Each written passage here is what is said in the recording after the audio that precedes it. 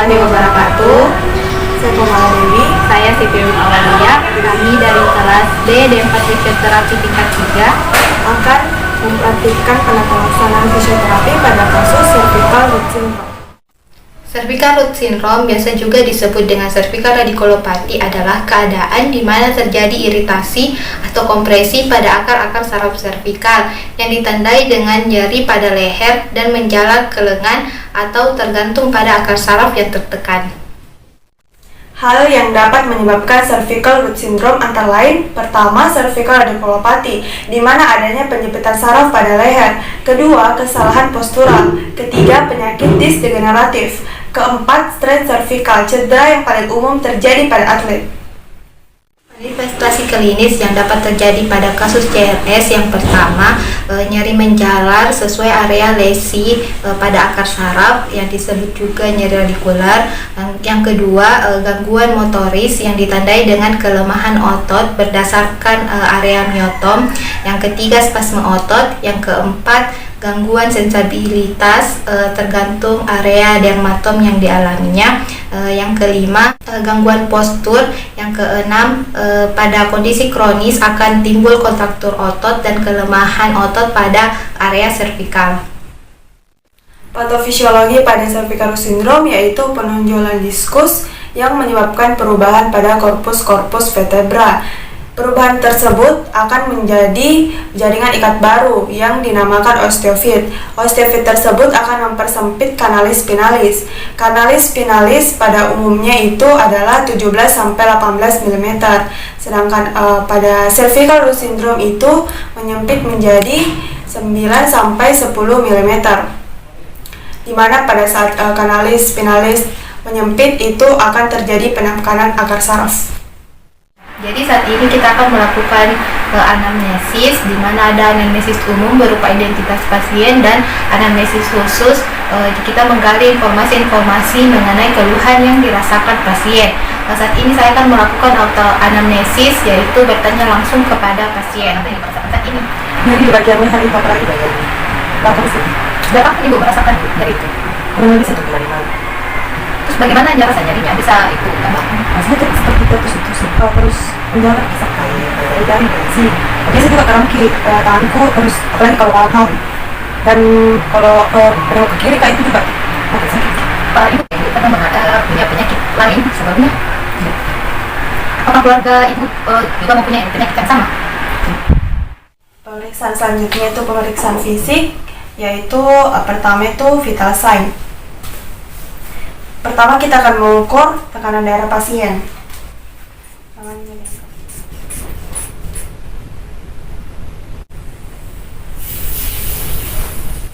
Baik, kita sudah mendapatkan hasil dari tekanan darah pasien.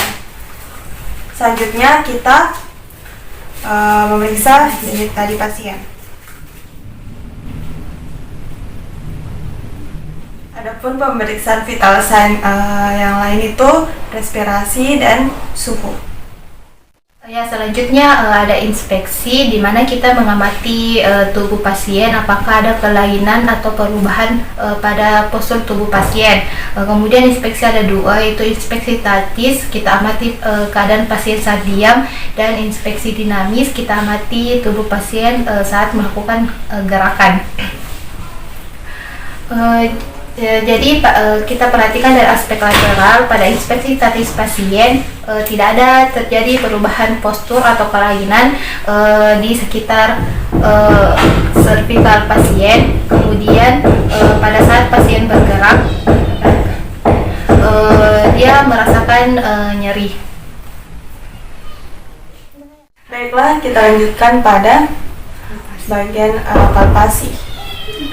Yang kita palpasi itu bagian sekitar yang mengalami keluhan. Itu bagian leher, terutama itu di bagian cervical 7.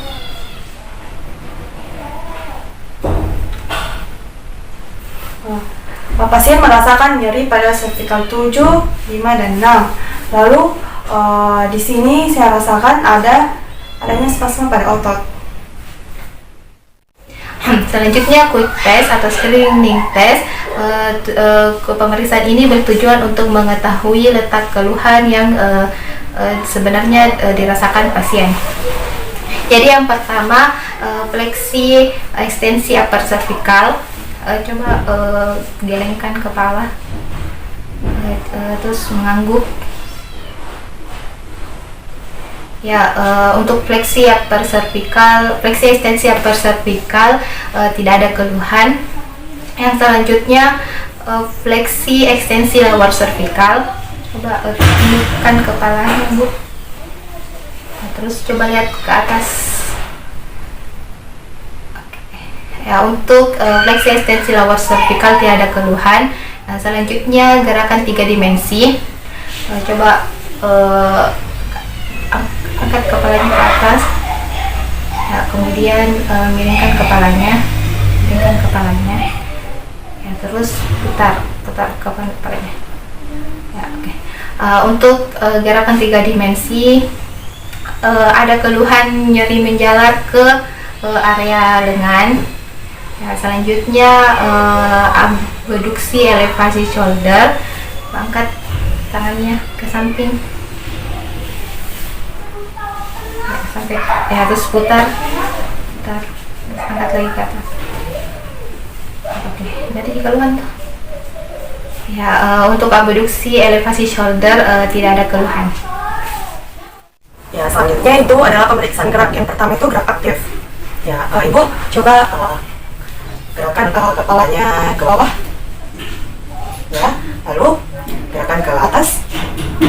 Ya, normal dulu. Terus gerakan ke kanan. Ya, ke kiri. Ya, kalau sakit, Bu. Terus arahkan telinga ke bahu sebelah kanan. Ya, terus yang satunya lagi. Ya. Bisa dilihat di sini pasien merasakan keluhan pada saat menggerakkan lehernya ke arah kiri. Lalu yaitu gerakan pasif. Relax saja, Bu, saya gerakkan.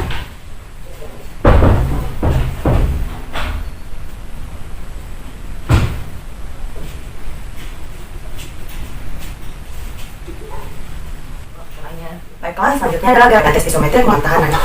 Ibu coba kasih bawah kepalanya. Oke. Kasih ke atas kepalanya. Oke. Coba miringkan kepalanya ke arah kanan. Lalu kanan kiri. Baik. Putar kepalanya ke arah kanan. Sebaliknya. Baik. Yang selanjutnya pemeriksaan spesifik. Yang pertama ada kompresi tes. Tes ini bertujuan untuk memprovokasi gejala pada akar saraf servikal. Jadi posisi pasien duduk, kemudian fisioterapis meletakkan kedua tangannya di atas kepala pasien, kemudian berikan tekanan. Interpretasi tes ini, jika ada nyeri menjalar, maka indikasinya ada gangguan saraf pada foramina cervicalis. Selanjutnya adalah Spurling test untuk memprovokasi gejala akar saraf. Posisi pasien duduk, lalu kepala pasien diekstensikan, lalu lateral fleksi ke arah lengan yang dikeluhkan. Lalu berikan tekanan aksial di atas kepala pasien secara hati-hati. Interpretasinya itu tes positif ketika nyeri radikular sepanjang dermatom akar. Ya, selanjutnya distraksi tes. Tes ini bertujuan untuk mengurangi gejala nyeri radikular. Jadi posisi pasien duduk, kemudian kedua tangan fisioterapis kita letakkan di occiput pasien dan ibu jari diletakkan di temporal. Kemudian lakukan flaksi secara longitudinal pada kepala pasien.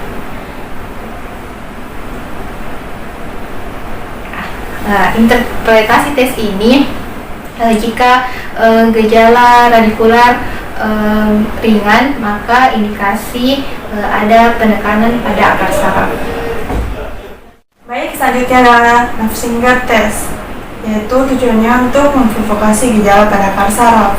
Posisi pasien bisa duduk atau berdiri, dan kita meletakkan tangan pada vena jugularis pasien,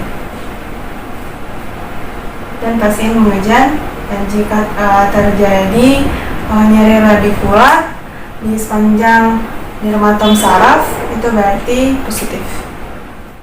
Ya, selanjutnya falsafah manuver test. Jadi tes ini bertujuan untuk mengidentifikasi adanya cervical radiculopathy. Jadi posisi pasien duduk, kemudian kita meminta pasien untuk inhalasi, kemudian inhalasi melalui mulut dengan menutup hidungnya.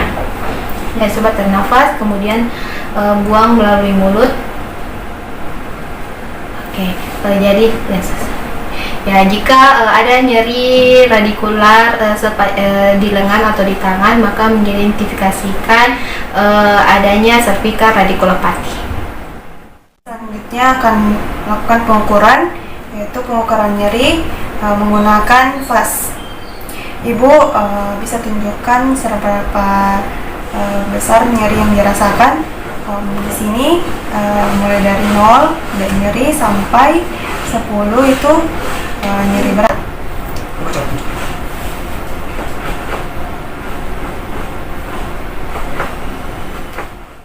Ya, selanjutnya pengukuran lingkup gerak sendi, kita menggunakan goniometer. Yang pertama fleksi. Jadi fulcrumnya ada di cuping telinga, kemudian kita meminta pasien untuk fleksi.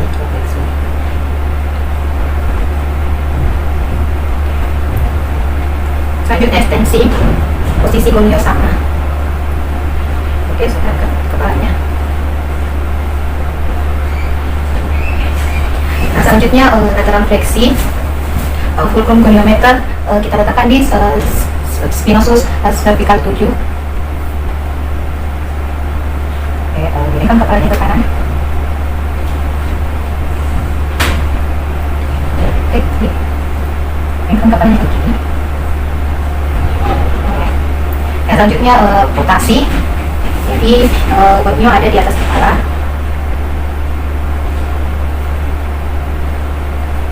Oke, kita kembali ke kanan. Oke, kembali. Kita ke kanan ke kiri.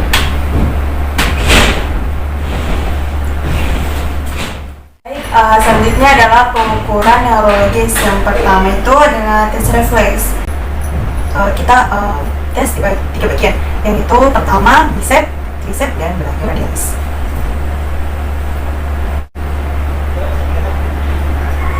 Lalu tes refleks di tricep.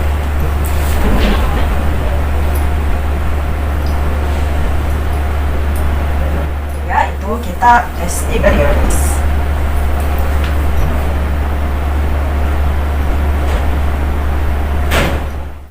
Lalu yang kedua itu tes sensibilitas.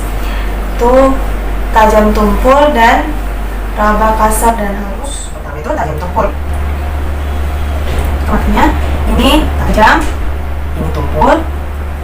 Jadi kalau ini apa? Tajam. Ini apa lagi? Ini. Selanjutnya itu raba kasar dan halus. Bukan ini untuk kasar, ini halus. Ini kasar, ini halus. Ini apa? Kasar. Ini apa? Ya, baiklah, diagnosis yang dapat diberikan setelah pemeriksaan yang telah dilakukan tadi, yaitu adalah gangguan gerak fungsional dan nyeri radikular sepanjang lengan kanan yang dikarenakan cervical root syndrome. Problematik fisioterapi yang didapatkan, yang pertama anatomical impairment-nya, adanya penekanan saraf pada cervical dan spasme otot. Lalu fungsionalnya itu adanya nyeri radikular muskular, dan keterbatasan gerak sendi. Kemudian activity limitation-nya kesulitan mengangkat, memindahkan barang. Lalu participation restriction-nya, si ibu ini tidak bisa melakukan kegiatan sehari-harinya dengan baik. Ya, selanjutnya intervensi fisioterapi. Di sini kami menggunakan beberapa modalitas seperti TENS, manual traksi servikal, dan terapi latihan berupa kick-in, neck elite exercise, dan stretching. Baiklah, pemberian modalitas yang pertama itu TENS. TENS di sini bertujuan untuk menurunkan nyeri. Pengaplikasiannya itu diletakkan pada daerah yang dikeluhkan. Ya, selanjutnya manual traksi servikal, kita menggunakan metode McKenzie. Traksi ini berguna untuk mengurangi penyempitan pada akar saraf. Jadi posisi pasien terlentang, kemudian satu tangan di servikal pasien, kemudian tangan lainnya di dagu pasien, kemudian lakukan traksi, kemudian tambah berikan McKenzie.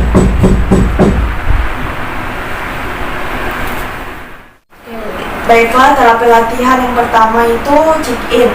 Check-in di sini bertujuan untuk mengurangi tekanan per diskus sehingga diskus bisa kembali ke posisinya semula, yaitu pasien duduk, lalu kita mendorong dagu pasien ke belakang seperti ini.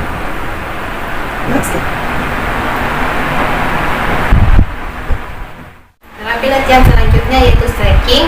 Stretching ini bertujuan untuk memberikan kelenturan pada otot sehingga mampu mengurangi restriksi atau ketegangan pada otot akibat adanya rasa nyeri. Baiklah, terapi latihan yang selanjutnya adalah neck elite exercise yang bertujuan untuk meningkatkan fungsi muskuloskeletal dan menurunkan nyeri. Ya, ini bisa dilakukan sendiri ataupun bersama fisioterapis. Dan prinsipnya ini adalah kontraksi isometrik dengan tekanan minimal. Posisi pasien bisa duduk, berdiri, atau berbaring. Yang pertama itu adalah flexi neck. Tangan diletakkan seperti ini di dahi, lalu leher ke depan, kepala ke depan, dan tangan ke belakang.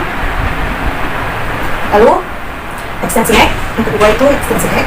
Tangan di belakang leher, kepala ke belakang, dan tangan menghadap. Yang ketiga itu lateral fleksi. Tangan di telinga seperti ini. Lalu pasien mengirimkan kepalanya ke arah kanan dan tangan dilakukan secara bergantian. Lalu rotasi neck. Rotasi neck, tangan diletakkan seperti ini.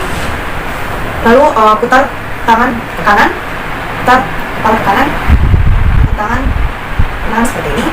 Dilakukan juga secara bergantian. Itulah tadi berbagai intervensi fisioterapi pada kasus cervical Rod syndrome.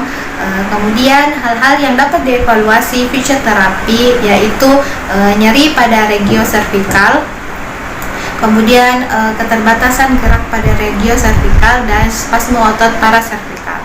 Baiklah, home program yang dapat dilakukan yaitu ada stretching dan neck elite exercise. Lalu edukasi yang dapat diberikan pada pasien itu ada pemberian cervical collar pada pasien fase akut, lalu menjaga postur yang tetap baik selama beraktivitas, lalu hindari atau kurangi gerakan atau posisi dalam waktu yang lama. Ya, itulah tadi pelaksanaan fisioterapi pada kasus cervical Rod syndrome. Mohon maaf bila ada yang kurang dari videonya. Saya Kumala Dewi. Saya Siti Nur Amalia mengucapkan terima kasih dan Assalamualaikum warahmatullahi wabarakatuh.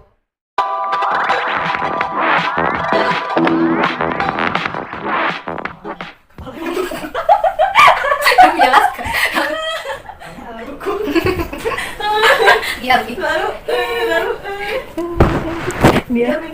Dia terlulah guys. Jadi kita melakukan spasme. Bukan sos. Ya, jadi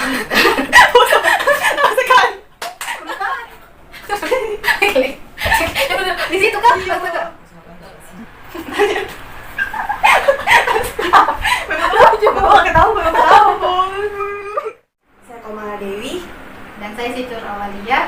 mengucapkan terima kasih untuk tugas ini. Assalamualaikum.